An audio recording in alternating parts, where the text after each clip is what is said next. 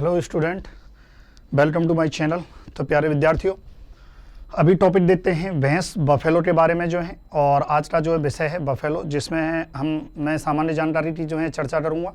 उसके बाद भैंसों की जो है नस्लें, उसके बारे में जो है मैं चर्चा करूंगा। वैसे हालांकि मैंने ये पढ़ा दी थी वीडियो, लेकिन due to some technical reason जो है वीडियो इरेज हो गई। तो जिसमें सबसे फर्स्ट है भैंस बफेलो। बफेलो जो है उत्पत्ति की बात करें, यदि उत्पत्ति की बात करें तो बफेलो भारत है, इसका ध्यान रखना। उत्पत्ति स्थान की यदि बात करें तो प्यारे विद्यार्थियों, बफेलो का जो उत्पत्ति स्थान है वो क्या है? भारत इसका उत्पत्ति स्थान है। वैज्ञानिक नाम की बात करें तो बोबेलस बोबेलिस, ध्यान रखना क्या है? बोबेलस बोबेलिस। और कुल क्या है? बोबड़ी है। अब दो प्रकार की भैंसें होती हैं। एक तो आपकी भारतीय भैंसें, या हम कह सकते हैं आपकी जो है रिवर या जलीय भैंसें। मतलब दो प्रकार की भैंसें होती है, एक तो रिवर, एक जलीय, और दूसरी होती है दलदली। देखो, एक तो क्या होती है आपकी जो है जलीय, और दूसरी क्या होती है? दलदली भैंस। कौन सी होती है? दलदली भैंस। जो जलीय भैंस है उसको रिवर बफेलो कहते हैं। और भारत में ये जो है पाई जाती है। आपसे पूछ लिया जाए कि भारत में कौन से प्रकार की जो है भैंस पाई जाती है, तो भारत में जलीय भैंस पाई जाती है, जिसमें गुणसूत्रों की संख्या की बात करें तो गुणसूत्रों की संख्या कितनी होती है प्यारे विद्यार्थियों? 50 होती है। इसी प्रकार से जो दलदली भैंस है, दलदली भैंस जो है जिसको हम स्वैम्प इंग्लिश में कहते हैं, दलदल को क्या कहते हैं? स्वैम्प। तो दलदली भैंस जो विदेशी भैंस होती है उसमें गुणसूत्रों की संख्या कितनी होती है? 48 होती है। ध्यान रखना, दो टर्म होते हैं। मैंने कहा दो प्रकार की भैंस, एक आपकी रिवर या जलीय, दूसरी आपकी स्वैम्प। रिवर में नाम क्या है? रिवर का जो नाम है वो क्या है? बोबेलस बोबेलिस होता है। ध्यान रखना है क्या होता है प्यारे विद्यार्थियों। चलो देखो, आगे मैं बता देता हूं थोड़ा सा। जो दो प्रकार की आपकी भैंसें हैं, एक तो जलीय भैंस होती है ना, और दलदली होती है। दलदली का जो नाम है वो मैं लिख देता हूं कि जो दलदली भैंस है, ठीक है, दलदली जो भैंस है इसका नाम होता है प्यारे विद्यार्थियों बोबेलस बोबेलस, ठीक है, बोबेलस कैरावेनेंसिस, ठीक है। इसको हम काराबाऊ भी कहते हैं, काराबाऊ भी कहते हैं। आपसे कोई इसका साइंटिफिक नाम पूछ ले तो ध्यान रखना है, जलीय भैंस का तो साइंटिफिक नाम बोबेलस बोबेलिस है, ठीक है, लेकिन इसका आपसे कोई पूछ ले तो बोबेलस कैरावेनेंसिस जो है इसका नाम होता है, और ये आपको याद रखना है, ठीक है। उसके बाद प्यारे विद्यार्थियों अगला बात करें तो भारत में जो कुल मान्यता प्राप्त जो भैंस की नस्लें हैं वो कितनी है? 17 हैं। ध्यान रखना है, भारत में कुल मान्यता प्राप्त जो भैंस की नस्लें हैं वो कितनी है, और मान्यता कौन देता है? भैंसों का रजिस्ट्रेशन कहाँ होता है? तो एक संस्था है जिसका नाम है national bureau of animal genetic resources. क्या नाम है? National bureau of animal genetic resources, जो कहाँ पर स्थित है? करनाल में। और वहाँ जो जितने भी पशु हैं उनकी नस्लों का रजिस्ट्रेशन होता है NBAGR में। फिर थोड़ा सा पशु गणना, आपको पता है कि एक पशु गणना हुई थी, ठीक है, 20 में जो आपकी पशु गणना है ना, ये 2017 की जो पशु गणना है उसके आधार पर यदि मैं बात करूं, थोड़ा सा देखते हैं। भारत में कुल भैंसों की संख्या 109.8 मिलियन है, और राजस्थान में बात करें तो 17.7 मिलियन जो है राजस्थान में जो है कुल भैंसों की नस्लें हैं। ध्यान रखना है, पशु गणना 2017 के अनुसार। फिर उसके बाद थोड़ा सा देखें, स्थिति देखें भाई राजस्थान की। ये तो यही भाई, राजस्थान में पूरे भारत में कितनी भैंसें हैं? 109.8 मिलियन, उसमें से 13.7 मिलियन राजस्थान में भैंसों की संख्या है। और भैंसों की संख्या के आधार पर राजस्थान के स्थान की बात करें तो राजस्थान का भाई भैंसों की संख्या के आधार पर कौन सा स्थान है भाई? सेकंड है।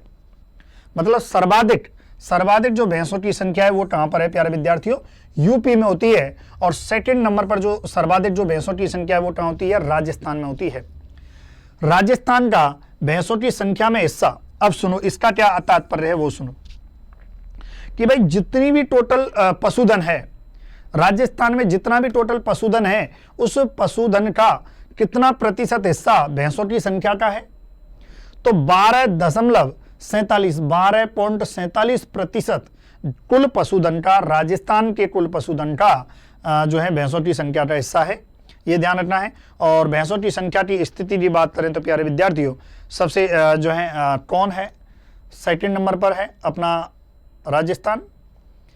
उसके बाद थोड़ा सा तुलनात्मक रूप से अध्ययन करें तो 2012 की जो है पशुगणना की यदि चर्चा करें तो 2012 की पशुगणना में भैंसों की संख्या थी 12.97 मिलियन और 2017 की पशुगणना के अनुसार जो है कितनी 13.7 मिलियन। यानी कि पिछली बार की तुलना में पिछली जो पशुगणना हुई थी 2012 की जो पशुगणना हुई थी उसकी तुलना में 2017 में जो पशुगणना हुई है उसमें कितना वृद्धि हुई है भाई भैंसों की संख्या में 5.53 मतलब 5.53% की वृद्धि हुई है।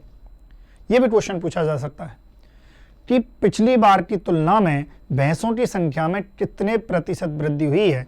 तो ध्यान रखना है 5.53% की वृद्धि हुई है। सर्वाधिक जो भैंसें पाई जाती हैं वो आपके जयपुर में पाई जाती हैं और सबसे कम जो भैंसें पाई जाती हैं वो कहाँ पाई जाती हैं, जैसलमेर में पाई जाती हैं, ध्यान रखना है। चलिए राजस्थान में बात करें तो ये हो गया। अब राजस्थान में थोड़ा सा देखो, अभी जब मैंने भैंसों की बात की थी भाई 12 जो है कितना प्रतिशत है राजस्थान का भैंसों की संख्या में हिस्सा। देखो यहां राजस्थान का बात हुई है, मतलब ओवरऑल भारत में है ना, ओवरऑल जो भारत में जितनी भी भैंसें हैं और कितनी भैंसें भाई भारत में 109.8 मिलियन। इस 109.8 मिलियन का जो है हिस्सा कितना है राजस्थान का, ये कितना है 12.47 मिलियन है। ये इसमें कहना चाह रहा था, सॉरी फॉर दैट, ठीक है, ये इसमें कहना चाह रहा था। फिर उसके बाद जो है राजस्थान में कुल पशुधन की बात करें तो कुल पशुधन कितना है 56.8 मिलियन जो है राजस्थान में कुल पशुधन है। राजस्थान के कुल पशुधन का भैंसों की संख्या में प्रतिशत जो है 24 है भाई, ये ध्यान रखना। मतलब पिछली जो लास्ट मैंने बताया था उसमें वो भारत के बारे में था, राजस्थान के बारे में नहीं था, भारत के बारे में था, ये आपको याद रखना है, ठीक है प्यारे विद्यार्थियों। और यहाँ पर राजस्थान के कुल पशुधन का भैंसों की संख्या का प्रतिशत जो है 24.12% है। इसका मतलब कि भाई कुल पशुधन कितना है 56.8 मिलियन और राजस्थान में जो है, राजस्थान में यदि भैंसों की बात करें, राजस्थान में भैंसों की बात करें तो कितनी भैंसें बताई भाई 13.7 मिलियन। अब ये 13.7 मिलियन कितना हिस्सा है, इसका कितना हिस्सा है, तो 24.12% इसका हिस्सा है, ध्यान रखना इसका। अब कुछ जो भैंसें हैं, भैंसों से संबंधित जो कुछ सामान्य जानकारी है उसकी चर्चा करते हैं। इसका जो समूह होता है वो हर्ड कहलाता है, मैथुन की क्रिया सर्विन कहलाती है। चलो ये बताने से पहले एक कहानी सुनाता हूं, एक कहानी सुनिए। ये आपकी भैंसों की सामान्य जानकारी है और ये आप हो, कौन हो, आप हो। आपने देखा, आपने एक समूह देखा, किसका समूह देखा भाई, भैंसों का। आपने क्या देखा प्यारे विद्यार्थियों, भैंसों का आपने जो है समूह देखा। क्या देखा, भैंसों का समूह देखा और इस समूह को क्या नाम दे दिया, हर्ड दे दिया, ध्यान रखना। अब इस हर्ड में जरूरी है कि नरी हो, जरूरी है कि मादा ही हो भाई। हर्ड एक समूह है और समूह में नर भी होते हैं और मादा भी होते हैं। चलिए भाई साहब, आपने कहा कि भाई हर्ड में नर भी है और मादा भी है, आप बड़े दयावान। आपने कहा यार नर और मादा दोनों को कहा कपल थे, दोनों को कहा जाओ बेटा भ्रमण करके आओ, थोड़ा सा जो है आप जो है भ्रमण करके आओ। क्या करके आओ, भ्रमण। और आपने इनको भ्रमण पर भेजा, कितने दिन के लिए भेज दिया साहब, भ्रमण पर 21 दिन के भ्रमण पर भेजा। आपने सबसे पहले क्या किया, नर और मादा को भ्रमण पर भेजा कि जाओ जी लो जिंदगी, 21 दिन के लिए भ्रमण पर भेजा। अब क्या हुआ, अब जो मादा थी 21 दिन बाद मादा क्या हुई प्यारे विद्यार्थियों, हीट में आ गई। किस में आ गई, हीट में आ गई। ध्यान रखना है, मतलब आपने नर और मादा को कितने दिन के लिए भेजा, आपने भेजा प्यारे विद्यार्थियों 21 दिन के लिए और मादा क्या हुई, हीट में आ गई। और हीट में कितनी देर के लिए आई, 12 से 36 घंटे में। 12 से 36 घंटे ये हीट में रही। और हीट मतलब क्या होती है, मध्यकाल, मतलब जिस टाइम हीट अवस्था क्या होती है, जिस टाइम मादा पशु नर पशु का साथ चाहता है वो हीट वाली अवस्था होती है। यानी कि इसको कहते हैं मध्यकाल अवधि। और मध्यकाल अवधि कितनी हुई भाई, आपसे कोई पूछ ले कि मध्यकाल अवधि कितनी है भैंस की, तो 12 से 36 घंटे। मतलब आपने 21 दिन भ्रमण पे भेजा और तब क्या हुई, मादा एकदम, भाई नर और मादा साथ चल रहे हैं तो थोड़ा सा मादा जो है एक्साइट हो गई, हीट में आ गई। तो इसने इन दोनों में क्या हुआ, नर और मादा में जब 21 दिन बाद जो हीट में आई, और हीट की अवस्था को 12 से 36 घंटे वाली जो अवस्था है इसको हमने क्या कह दिया, मध्यकाल अवधि कह दिया। तो आपसे कोई पूछ ले कि भैंस की मध्यकाल अवधि कितनी है, तो ध्यान रखना है 12 से 36 घंटे। अब क्या हुआ, नर और मादा साहब, दोनों के दोनों नर और मादा, इन दोनों में क्या हुआ, समागम हो गया। भाई सीधी सी बात है, समागम हो गया यानी कि मैथुन की क्रिया हो जाती है। कितने दिन बाद, 21 दिन बाद मादा क्या आई, हीट में आई तो क्या हुई, समागम की क्रिया। और समागम की क्रिया को आपने एक नाम दे दिया कि यार समागम, मैथुन क्रिया एक अच्छा शब्द नहीं है, थोड़ा इसको साइंटिफिक टर्म दे देते हैं। तो आपने समागम की क्रिया को नाम दे दिया सर्विन। और जब सर्विन, आपस में इनमें समागम की क्रिया हो गई। अब साहब जब समागम की क्रिया हो गई, फिर से साहब ये भ्रमण पर निकल रहे। अब क्या होता है, इस बार नर और मादा अच्छे खासे भ्रमण पे जाते हैं भाई साहब। ये जाते हैं भ्रमण पर 310 दिन। इस बार कितने दिन का भ्रमण चलता है भाई, 310 दिन। मतलब संभोग हो गया, समागम की क्रिया हो गई, उसके बाद कितने दिन के लिए भ्रमण पे जा रहे हैं भाई, 310 दिन के लिए जो है भ्रमण पे जा रहे हैं। इसका मतलब भाई सीधी सी बात है, जो है बच्चा भी आएगा ना, ऑब्वियसली बात है भाई, सीधी सी बात है। जब समागम हुआ इसका मतलब बच्चा पैदा होगा। इसका मतलब जो गर्भकाल अवधि, मतलब ये गर्भकाल अवधि है भाई, गर्भकाल अवधि यानी कि गेस्टेशन पीरियड, जिसे हम क्या कहते हैं, गर्भकाल अवधि। मतलब नर और मादा कितने दिन तक साथ चले, 310 दिन तक। अब क्या हुआ, अब साहब मादा चिल्लाने लगी। क्या चिल्लाने लगी भाई, काविन काविन। मादा क्या चिल्लाने लगी, काविन काविन। अब काविन काविन जब मादा चिल्लाई तो आप बड़े कहे यार ये मादा काविन काविन क्यों चिल्ला रही है, क्या दिक्कत है इसके। तो भाई साहब आपके पड़ोसी ने कहा कि आपकी जो भैंस है वो भाई साहब ब्याह चुकी है, मतलब उसने बच्चे को जन्म दे दिया। तो आपने दिमाग लगाया, यार ये भैंस जो है काबिन काबिन चिल्ला रही है, इसका मतलब आप समझ जाना बच्चा देने की क्रिया, बच्चा देने की क्रिया। यदि भैंस काबिन काबिन चिल्ला रही है, इसका मतलब आप समझ जाना कि ये बच्चा देने की क्रिया है। अब बच्चा पैदा हो गया साहब।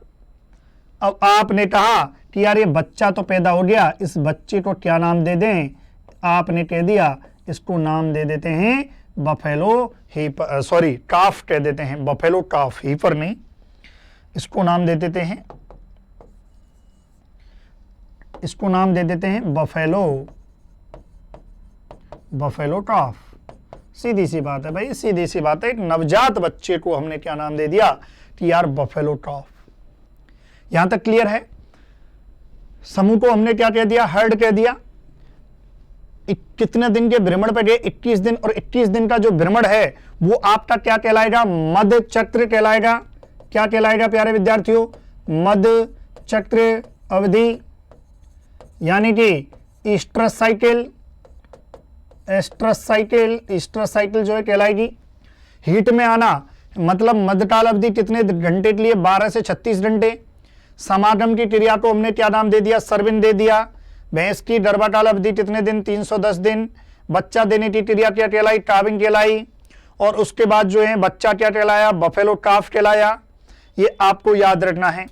अब जैसे ही जो बच्चा पैदा हुआ तो आप बड़े उत्सुक थे, आपने जो है देखा कि यार बच्चे का जो है देखभाल और उसके बारे में आपने परामर्श लिया, भाई हर चीज का आपने ध्यान रखा, ठीक है। और धीरे धीरे क्या होगा, बच्चा बड़ा होगा और हो सकता है कि नर हो सकता है मादा हो, दोनों जो हैं बड़े होंगे। तो बड़े होंगे तो प्यारे विद्यार्थियों वयस्क मादा और वयस्क नर, जिसको हमने ध्यान रखें जब ये बड़े हुए तो क्या हुए, वयस्क हुए, क्या हुए, वयस्क हुए। और वयस्क में भी कौन सा, वयस्क नर हुआ और एक वयस्क मादा हुई। सीधी सी बात है, वयस्क नर को हमने कह दिया बफेलो, वयस्क जो नर है वयस्क नर को हमने कह दिया बफेलो काफ और वयस्क मादा को हमने कह दिया बफेलो हीफर। ध्यान रखना है, बफेलो हीफर जो है हमने कह दिया। उसके बाद जो प्रौढ़ जो नर है उसको हमने बुल कह दिया, प्रौढ़ मादा को हमने सांड कह दिया। इस प्रकार से जो है ये पूरी जर्नी है। ठीक है प्यारे विद्यार्थियों, चलिए देख लेते हैं किसको क्या कहा है और थोड़ा सा डिटेल में देख लेते हैं। समूह को हर्ड कहा, मैथुन की क्रिया को सर्विन कह दिया, बच्चा देने की क्रिया काविन कहलाई, नवजात बफेलो काफ कहलाया, वयस्क मादा हीफर काफ और वयस्क नर जो है बफेलो काफ कहलाया। प्रौढ़ मादा की बात करें तो बफेलो कहलाई, प्रौढ़ मादा क्या कहलाई, बफेलो कहलाई। ठीक है प्यारे विद्यार्थियों, इसके साथ ही गर्भकाल अवधि जो है कितने 310 दिन। हीट पीरियड मैंने कितना बताया भाई, 12 से 36 घंटे। ऑस्ट्रस यानी कि ईस्ट्रस, ये ओ हटा दो, ईस्ट्रस साइकिल जो है ये क्या कहलाई बेटा, कितने दिन के लिए थी, 21 दिन। भाई शुरुआत में आपने नर और मादा को कितने दिन के लिए भेजा था, 21 दिन के लिए। फिर उसके बाद इसकी श्वास गति जो ये जो है ना श्वास गति, और श्वास गति का मापन कहां से किया जाता है, थूथन से। आपसे कोई पूछ ले कि भाई श्वास गति का मापन आप मापन कहां से करते हो, जो थूथन होती है ना, थूथन से आप इसका मापन करते हो। तो श्वास गति भैंस में कितनी भाई, 16 से 20 प्रति मिनट है। शारीरिक तापमान की बात करें तो 101.5 डिग्री फ़ारेनहाइट है और 38.6 डिग्री सेल्सियस में, यदि शारीरिक तापमान की बात करें। ठीक है, ध्यान रखना है। चलिए बहुत बढ़िया। ठीक है, और जब शारीरिक तापमान जब मापन करना होता है तो गुदा से करते हैं ना, ध्यान रखें भाई। इसके बाद जो माफ है, जो मांस है, इसका जो मांस है वो क्या कहलाएगा, वफिन कहलाएगा। और केंद्रीय भैंस अनुसंधान संस्थान ये कहां पर है, हिसार हरियाणा में है। कहां पर है, हिसार हरियाणा में। ड्रेसिंग प्रतिशत कितनी होती है भैंस में, 57% होती है। ड्रेसिंग प्रतिशत का मतलब यह है कि जानवर के शरीर में मांस का प्रतिशत। आपसे पूछ ले कि जानवर के शरीर में मांस का प्रतिशत क्या कहलाता है, तो ड्रेसिंग प्रतिशत कहलाता है प्यारे विद्यार्थियों। क्या कहलाता है, ड्रेसिंग प्रतिशत कहलाता है। चलिए ये तो इस सामान्य जानकारी। अब बढ़ते हैं नस्ल के बारे में। लिखा हुआ है क्योंकि ऑलरेडी मैंने पढ़ा दिया था ये, इसलिए सबसे पहला है मुर्रा के बारे में सब कुछ लिखा हुआ है। 1 बाय 1 आप जो है इसको सुनिए, आप यहां पर देखिए और सुनिए। सबसे पहला क्वेश्चन, मुर्रा का जो उत्पत्ति स्थान है वो क्या है, मुर्रा का उत्पत्ति स्थान क्या है, आपका पश्चिमी उत्तर प्रदेश है, दिल्ली है और रोहतक हरियाणा वाला क्षेत्र है, पहला। दूसरा, मुर्रा को और क्या क्या नाम देते हैं, मुर्रा को दिल्ली बफेलो कहा गया है और काली कहा गया है और कुंडी कहा गया है। ध्यान रखना, दिल्ली बफेलो, काली और कुंडी। इसके अलावा मुर्रा के बारे में जलेबी के आकार का जो सींग है और जेट ब्लैक, एकदम काली जेट ब्लैक, मतलब इसको जेट ब्लैक मतलब एक तरह से देखा जाए तो भाई साहब काला हीरा, ब्लैक डायमंड भी कह देते हैं ना कभी जभी इसको। जलेबी आकार के ब्लैक डायमंड, जेट ब्लैक इसका कलर होता है। 2 कैरेक्टर इसके पूछे जाते हैं। तीसरा, भैंसों में सर्वाधिक दूध उत्पादन देने वाली नस्ल यदि कोई है तो वो कौन सी है, मुर्रा है। तो ध्यान रखना है। और दूध में जो बसा की बात करें तो 7% इसके दूध में क्या होती है, बसा होती है। तो ये 3-4 जो कैरेक्टर हैं, इसके बाहर कभी भी मुर्रा से कोई क्वेश्चन भी नहीं आता है। दूध की बात करें तो 2500 लीटर प्रति ब्यात जो है ये दूध देती है। पूरे दूध जो है काल में ये जो है आपके कितने देती है, 250 लीटर प्रति ब्यात देती है। ठीक है, और इसकी जैसे जब ये ब्याने वाली होती है तब इसकी उम्र कितनी होती है, ये लिखना चाहो तो लिख लो कि प्रथम ब्यात पर उम्र और प्रथम ब्यात पर जो उम्र होती है 3 से 4 वर्ष होती है। कितनी होती है? 3 से 4 वर्ष होती है। ठीक है प्यारे विद्यार्थियों, चलिए लिखिए जल्दी से। अगली है सुरती। सुरती के बारे में आप समझें। सुरती का मूल स्थान क्या है? गुजरात। गुजरात का बड़ौदा, कौन सा क्षेत्र प्यारे विद्यार्थियों? बड़ौदा, आनंद और खेड़ा क्षेत्र, है ना। गुजरात का बड़ौदा, आनंद और खेड़ा क्षेत्र जो है सुरती का मूल स्थान होते हैं। सुरती के बारे में सबसे मेन कैरेक्टर क्या है जो एग्जाम में पूछा जाता है? वो है इसके हसिया आकार के जो सीन है, ये सबसे बड़ा मेन कैरेक्टर होता है किसका? सुरती का। इसके अलावा कलर कैसा होता है? भूरा काला होता है। अब एक और चीज, इसका मेन कैरेक्टर, इसमें ध्यान रखना, पशु के जबड़े के नीचे और अधर वक्ष पर सफेद रंग की पट्टी होती है। पशु के जबड़े के नीचे तथा अधर वक्ष पर सफेद रंग की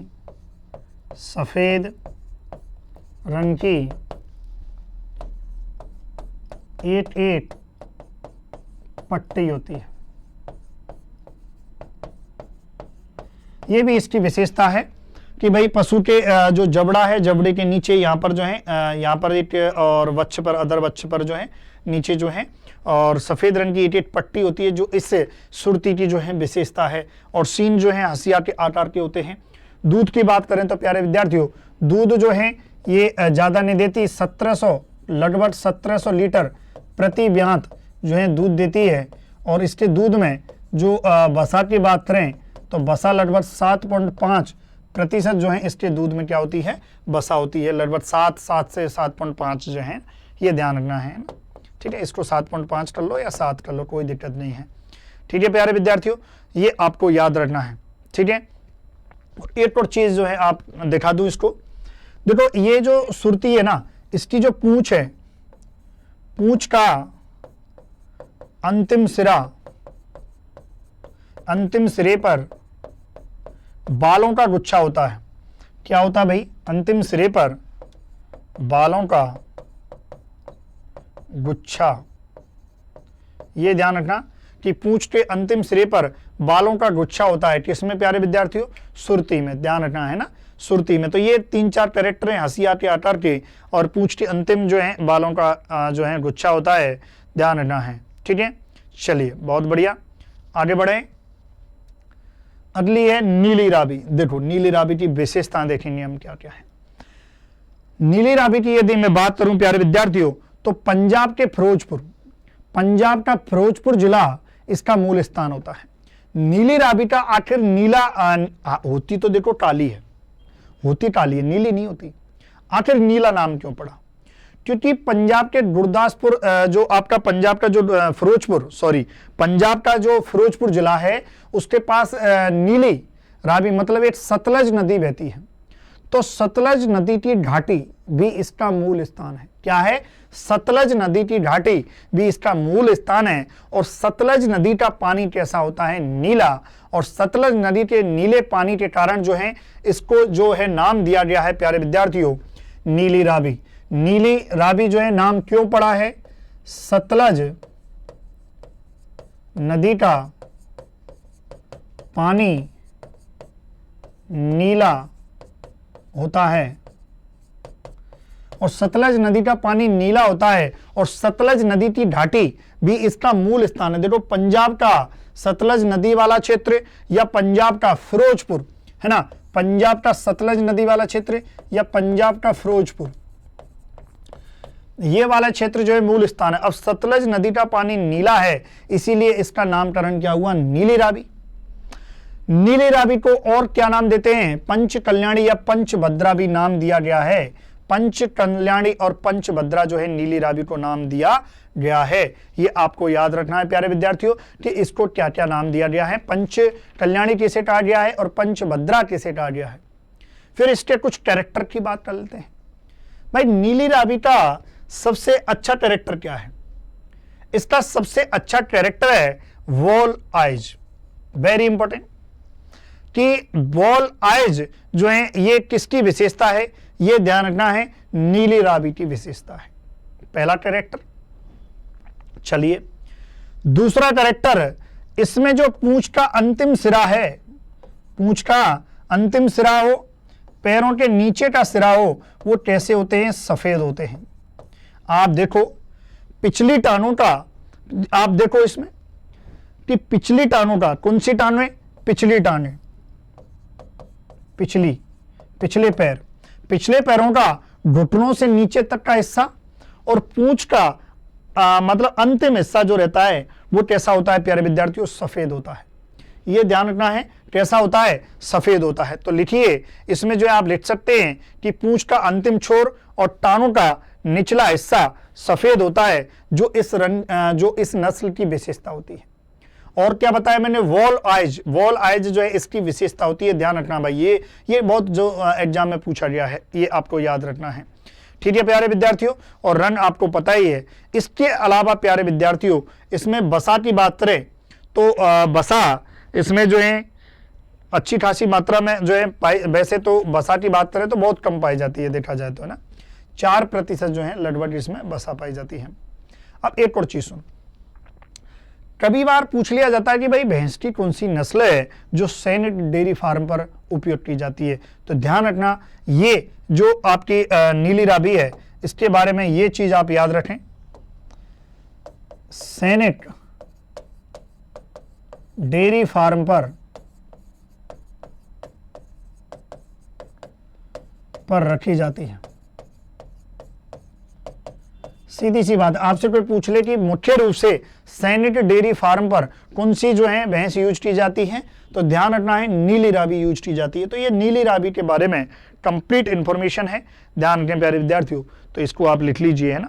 चलिए बाकी दूध उत्पादन की यदि बात करें तो 250 दिन के ब्यात पर 1700 लीटर देती है ना, ये ध्यान रखना। ये भी आप लिखना चाहो तो लिख लो कि 250 दिन के ब्यात पर 1700 लीटर प्रति ब्यात, है ना, ये इतना जो है इसका दूध उत्पादन होता है। तो सतलज नदी के किनारे होने के कारण इसका नाम नीली रावी पड़ा है, पंच कल्याणी पंचभद्रा भी कहते हैं। विशेषताओं की बात हो रही, ठीक है, ये बॉल आइज की बात हो रही, तो ये प्यारे विद्यार्थियों नीली रावी की बात हो रही। चलिए आगे बढ़े। चलिए अब है आपकी भदावरी। क्या है, भदावरी की भी बात कर लेते हैं। भदावरी सबसे पहला कि उत्तर प्रदेश का भदावर क्षेत्र या आगरा जो है, उत्तर प्रदेश का आगरा जिला इस भदावरी का मूल स्थान होता है। भदावरी के बारे में सबसे ज्यादा इंपॉर्टेंट क्वेश्चन यदि कोई पूछा गया है तो वो है सर्वाधिक बसा, इसके दूध में सर्वाधिक बसा पाई जाती है, जो औसत कितनी पाई जाती है, 13%। और ये कॉपर जैसा इसका जो रंग होता है वो कैसा होता है, तांबे जैसा। कॉपर को हम कह देते हैं, ये ध्यान रखना, तांबे जैसी लालिमा लिए हुए ये भदावरी का होता है, ये आपको याद रखना है। बसा की बात हो गई। और प्यारे विद्यार्थियों अब देखो बसा 13% है, इसका मतलब इस भैंस के दूध में घी सर्वाधिक निकलेगा भाई साहब।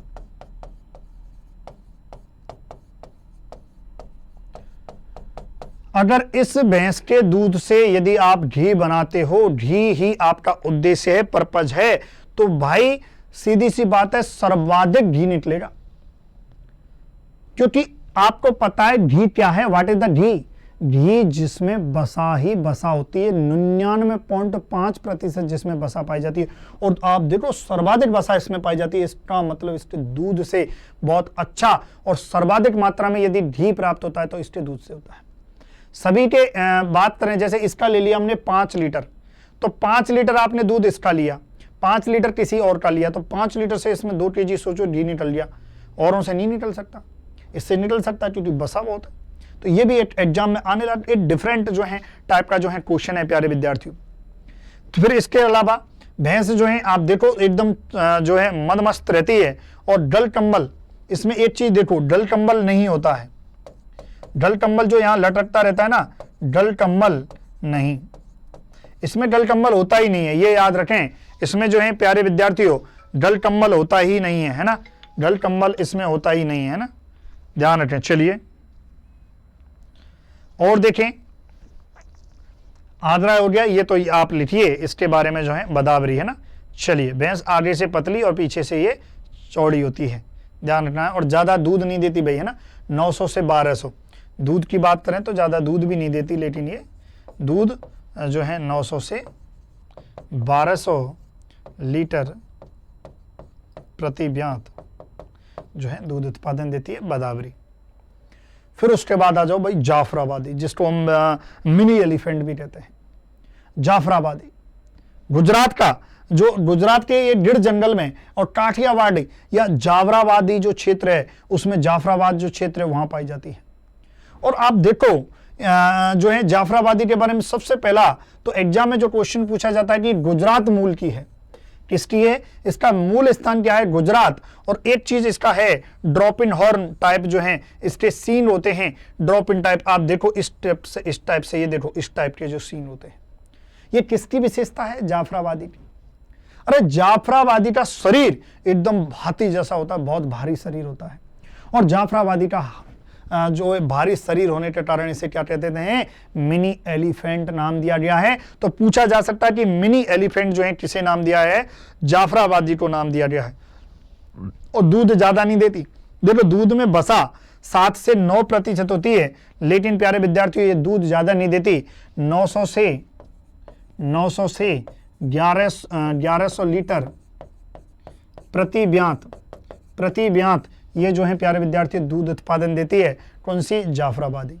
ये ध्यान रखना है कि जाफराबादी कितना दूध उत्पादन देती है, तो मिनी एलिफेंट कहा गया है जाफराबादी। तो सारी चीजें नोट डाउन कर लें आप। ये पीडीएफ जो है मैं सेंड भी कर दूंगा, डोंट वरी। फिर उसके बाद है महसाना। महसाना के बारे में गुजरात मूल की है। पहली बात तो याद रखें, ये भी क्वेश्चन आता है, ये क्वेश्चन बहुत अच्छा बनता है कि भाई गुजरात मूल की कौन कौन सी नस्ल नहीं है, भैंस की नस्ल कौन सी गुजरात मूल की नहीं है। महसाना है, जाफराबादी है, काठियावाड़ी है, ये सब जो हैं आपकी जो है जो है आपकी सुरती है, ये सभी टाँकी हैं प्यारे विद्यार्थियों, गुजरात मूल की है। इसी प्रकार से महसाना की बात करें तो महसाना का सबसे बड़ी बात ध्यान रखना, वेरी इंपॉर्टेंट, कि ये किसके संतरण से प्राप्त है, मुर्रा और सुरती के संतरण से प्राप्त है। और दूसरा सबसे लंबा दुग्धकाल होता है, वेरी वेरी इंपॉर्टेंट। ये दो ही तीन इसके बारे में क्वेश्चन पूछे जाते हैं। महसाना जो है मुर्रा और सुरती के क्रॉस से प्राप्त है, और ये ध्यान रखना है कि गुजरात मूल की है। और राजस्थान में यदि महसाना की बात करें तो राजस्थान में जालौर जिले में पाई जाती है, जालौर जिले में पाई जाती है। जालौर जिले में गुजरात आपके राजस्थान में कहाँ पाई जाती है, जालौर जिले में पाई जाती है। तो ये थोड़ा सा जो है इसके बारे में जो है पूरी नस्लों के बारे में जो है कंप्लीट इन्फॉर्मेशन थी, जिसमें सबसे पहले सामान्य जानकारी, थोड़ा जो है परिचय की बात की थी भाई, पशु गणना की बात की, सामान्य परिचय की बात की, फिर नस्लों की बात की। तो प्यारे विद्यार्थियों ये नस्लें, और गारंटी देता हूं इससे बाहर एग्जाम में आपके क्वेश्चन पेपर नहीं आएगा, जो बता दिया है इसके अलावा आपको नहीं पढ़ना है। ओके स्टूडेंट, चलिए, थैंक यू सो मच आपके प्यार और सत्कार के लिए, थैंक यू सो मच।